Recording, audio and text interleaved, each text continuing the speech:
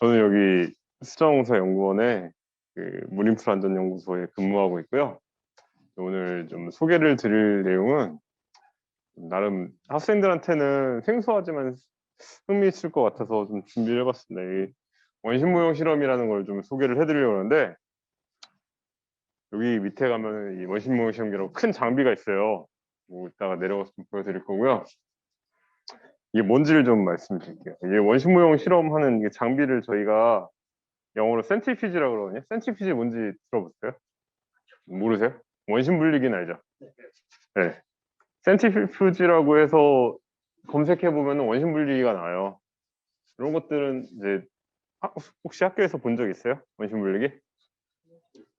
네. 생물 실험실 뭐 블러드셀 이런 거 분리하고 뭐 이런 데 쓰잖아요.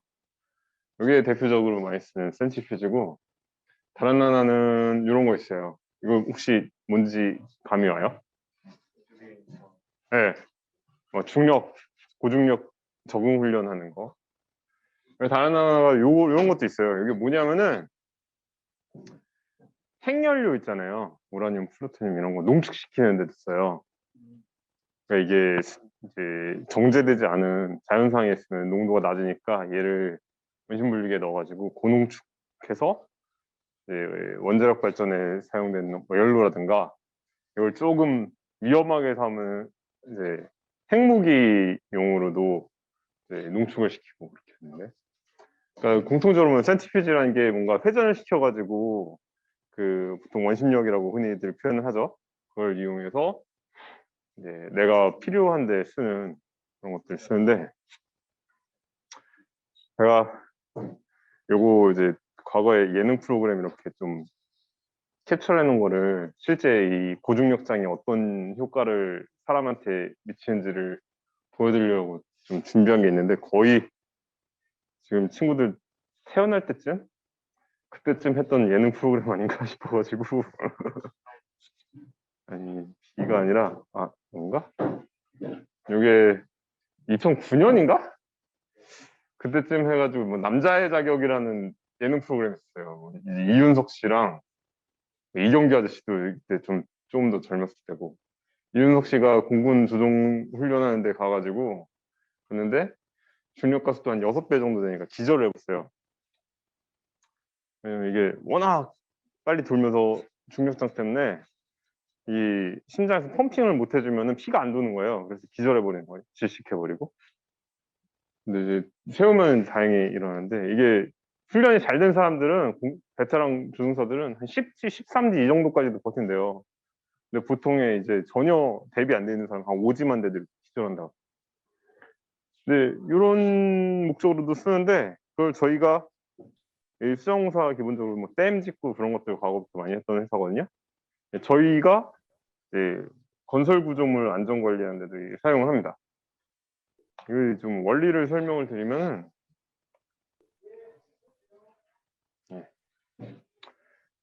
우리나라에서 제일 높은 댐이 소양댐이거든요. 100m 넘어요. 123m 이렇게 되는데, 만약에 여기에 지진이 나거나 아니면은 뭐 테러 전쟁 중에 뭐 미사일을 쐈어요. 근데 무너질 수 있잖아요. 그렇죠? 지진이 났을 때 이거 무너지나 안 무너지나 알고 싶잖아요. 그렇죠? 아니 무너지면 큰일 나요. 저희 이제 서울 물바다 되고 그래요. 그러면 이거를 어떻게 검증하냐? 어떻게 할 것 같아요?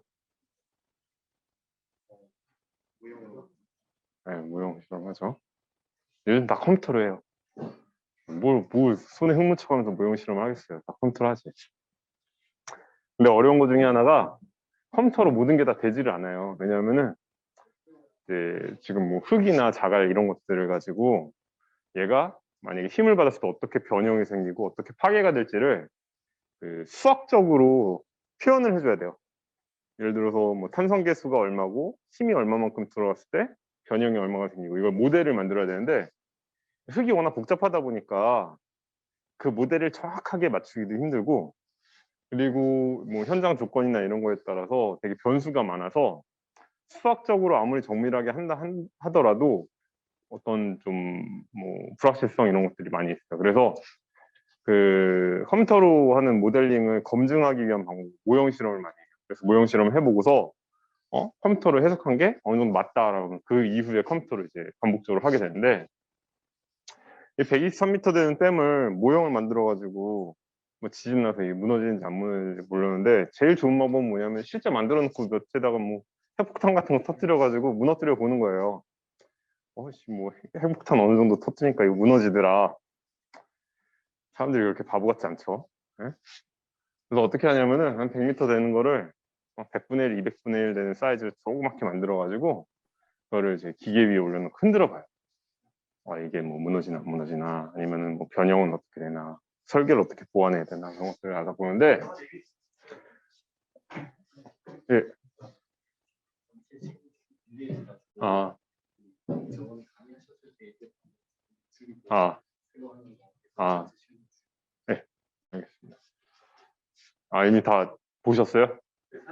아, 그래서 이제 모형 실험을 작게 축소해서 하게 되면은, 네, 실제 큰 거랑 작은 거랑 차이가 나거든요. 왜냐면 큰 거는 하중이 엄청 큰데, 이걸 줄이면 하중이 작으니까 완전히 다른 구조물이 되는데, 그 차이를 상쇄하기 위해서 원심 모형 시험기라는 데 넣어가지고 100분의 1로 줄었으면은 중력갔을 때 100배로 이렇게 회전을 시켜서 그 상태에서 뭐 지진 아니면 폭탄 이런 것들 설치해가지고 이렇게 실제 어떤지를 보는 거고, 그래서 이게 사용됐던 케이스들이 많이 있어요. 뭐 미국에서 옛날에 그 홍수 재해 났을 때 조사하기 위해서 썼고, 외국에 다리 짓고, 또 인천 가면 인천대교 옆에 다리에 이제 화물선 가다가 부딪힐 수 있잖아요. 그런 것들을 보호하기 위한 시설들도 있는데, 그런 시설 설계하는데도 이런 실험이 사용됐던 케이스가 있습니다. 그래서 이게 이제 여기 밑에 내려가서 같이 보실 거고요. 시험 장비를 보여드리고, 이런 실험했던 케이스들이 쭉 있어서, 이게 과거에 이제 실험했던 장면인데, 이제 밑에 댐을 지어놓고 밑에다 지진을 이제 시뮬레이션을 하면은 댐이 어떻게 안전하게 거동하는지, 아니면 무너지거나 이런 위험이 있는지 그런 것들을 저희가 테스트했던 케이스가 있습니다. 그래서 일단은 장비를 보여드리면서 혹시 질문 있으시면은 제가 답변해드리고 그런 식으로 좀 진행을 할게요. 여기 밑에, 여기는 이제 장비를 실제 제어하면서 실험하는 과정을 모니터링하는 제어실이고요. 여기 밑에 실험실 쪽으로 갈 겁니다. 그래서 같이 따라오시면,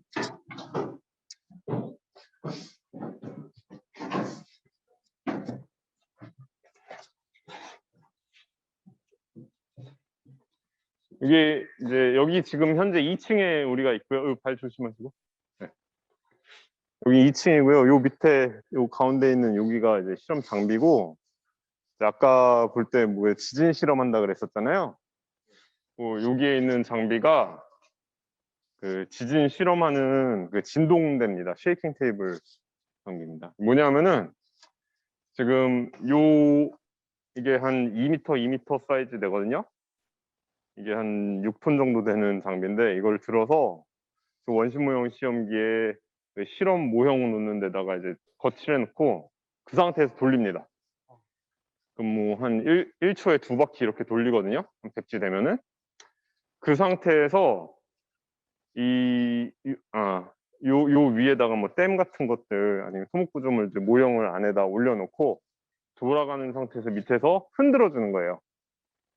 그렇게 되면은 이제 원심 가속도에 작용했을 때 실제 구조물과 동일한 상태로 이제 모형의 조건을 만들어 놓고, 그 상태에서 밑에 하중 가는 거죠. 지진. 뭐 경주나 아니면 뭐 일본 이런 데서 났던 지진들을 똑같이 이제 모사를 하는 겁니다. 그랬을 때 구조물이 어떻게 반응할 거냐. 그런 것들을 실험할 때 쓰는 장비고요. 그리고 재밌는 것 중에 하나가 스케일 때문에, 만약에 100분의 1로 사이즈를 줄여놨다.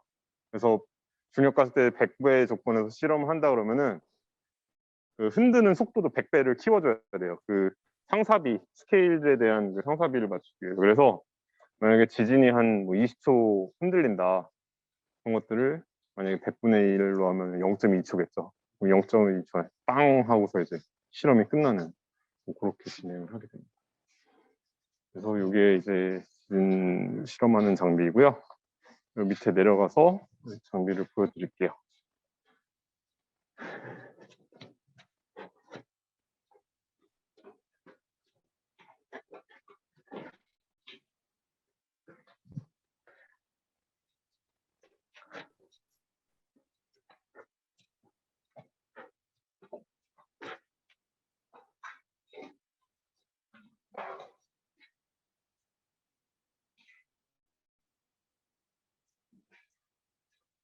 이쪽으로 오실까요?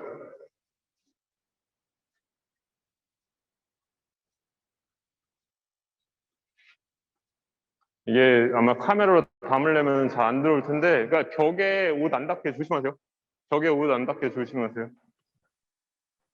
이게 벽에 옷 닿으면 안 됩니다. 이 기계가 기름이나 그리스 같은 걸 많이 쓸 거 아니에요.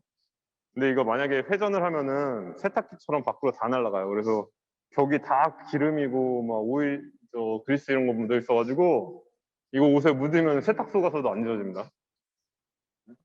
이거 조심하시고. 그러니까 이게 저희 케이오타 연구원에 있는 원심 모형 시험기 아까 그림으로 보셨던 장비입니다. 그래서 이거는 전기로 작동을 하게 되고요. 그러니까 이게 중앙에서 이 중앙 축을 중심으로 회전을 하고 지하에 엄청나게 큰 모터가 하나 있어요. 그러니까 전기 모터로 들어가는데 이게 한 중력 갔을 때 100배 정도 돌리려고 그러면은 여기 소요되는 전기가 한 1메가와트, 아니, 네, 1메가와트 정도 전기. 거의 소형 발전기 하나 쓴다고, 그러니까 산업용 소형 발전기 하나 정도. 벽에 옷 닿으면은, 여기, 선생님, 여기 벽에 이게 기름이 많이 묻어 있어서 벽에 옷에 때 타가지고요. 조심하십시오. 그래서 여기 크기가 중앙에 여기 회전축에서부터 여기 모형 올려놓는 데 있거든요. 지금 저희는 이제 장비 점검하느라 무게만 올려놨는데 실제 실험하면서 돌리게 되는 원심력 때문에 지금 댐 구조물 같은 모형을 이렇게 요 방향으로 연집 방향으로 올려놓는다 하더라도 이제 원심력이 작용하면 이게 서게 돼요. 바깥쪽으로 힘이 작용하니까. 그래서 지금은 이렇게 돼 있지만 실제 실험하는 경우는 펴져서 이렇게 되게 되고 그렇게 되면 저기 모형 올려놓는 데까지 반경이 8m 됩니다. 전 세계에서 제일 사이즈가 큰 장비는 미국의 캘리포니아의 어느 대학에서 한 9m 정도 되는 장비가 있고 이게 세계에서 한 세 번째 정도 제일 큰 장비 이렇게 되고 아까 보여드렸던 쉐이커 그 진동대도 저기다 올려놓고 실험을 하고 있어요.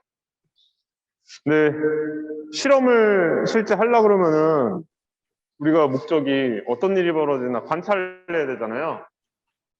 제일 좋은 거는 들어가서 보는 거예요. 어이가 없죠. 네.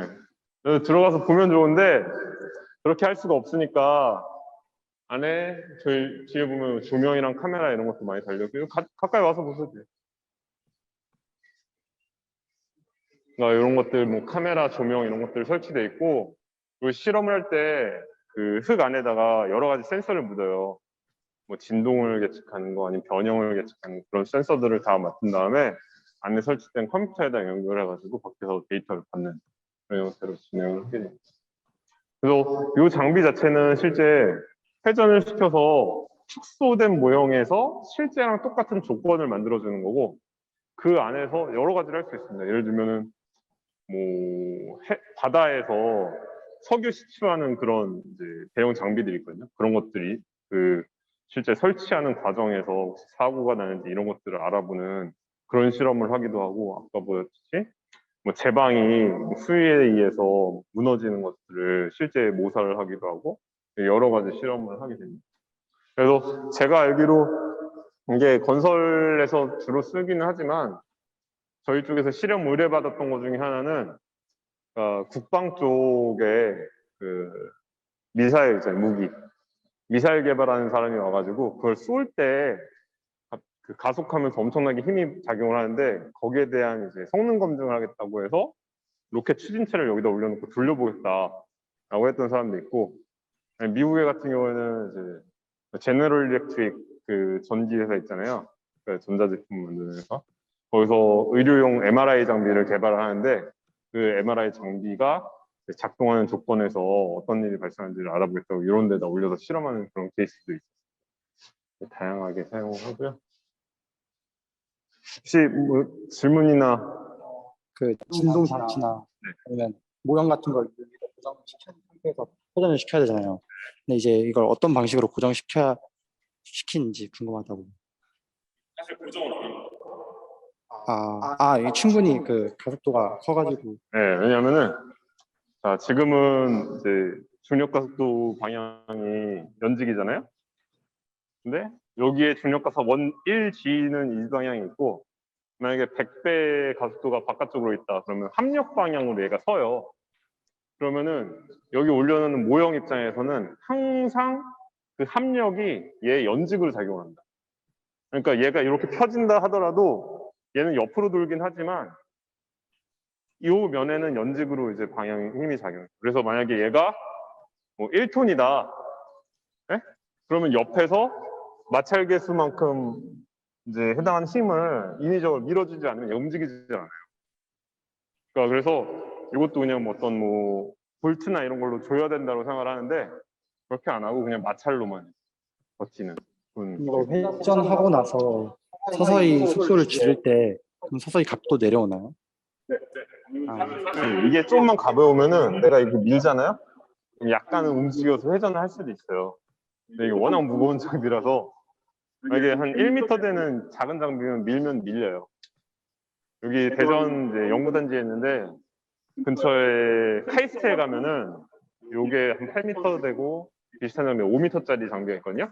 거기는 손으로 밀면 밀립니다. 그리고 또 다른 질문이 하나 더 있었는데요.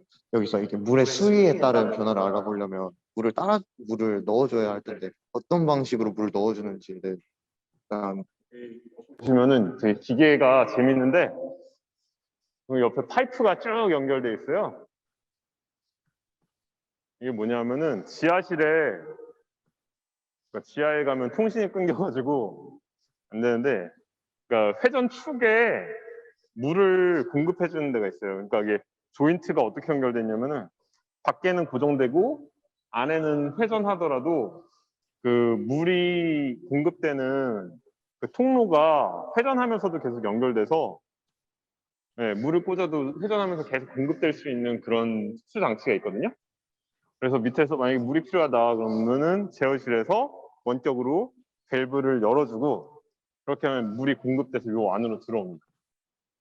그러면 이제 물을 집어넣고 만약에 뭐 물을 빼겠다 그러면 반대로 펌프를 돌려가지고 물을 빼버리고 그렇게 할 수도 있고요. 근데 재밌는 거는 뭐냐면은 이게 이 기계에 대해서 소개를 해드리면은 이게 중심 맞추는 게 되게 중요해요. 왜냐면은 이거 회전을 할 때 만약에 한쪽이 더 무겁고 한쪽이 더 가벼우면은 기울게 되잖아요. 근데 이게 그 정도가 심해지면은 얘 장비가 완전히 망가질 수 있거든요. 만약에 여기에 물을 한 100kg를 더 담았다. 그럼 한쪽이 무거워지니까 얘가 쏠릴 수가 있어요. 그럴 때는 저 반대쪽에 있는 추를 이제 추 안에 어떤 그 1톤 정도 되는 그 추가 안에 하나 더 있는데 그걸 바깥으로 밀었다 당겼다 하면서 양쪽의 밸런스를 조절해가지고 안전을 확보하는 그런 형태의 장비. 그러면 이 기기는 어떤 물질로 이루어지는 거죠? 이거 다 강제예요. 스틸, 철. 네. 근데 고강도라서 이제 철도 철 안에다가 뭐 탄소가 얼마나 들어가고 이거를 만드는 과정에서 어떻게 처리하냐에 따라서 강도가 천차만별이거든요. 이 안전이 워낙 중요하니까 엄청나게 강한 철로 만들. 네.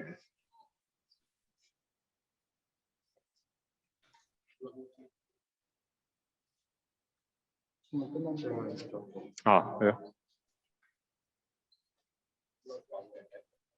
예. 뭐 다른데 어디 만나서 반가웠습니다.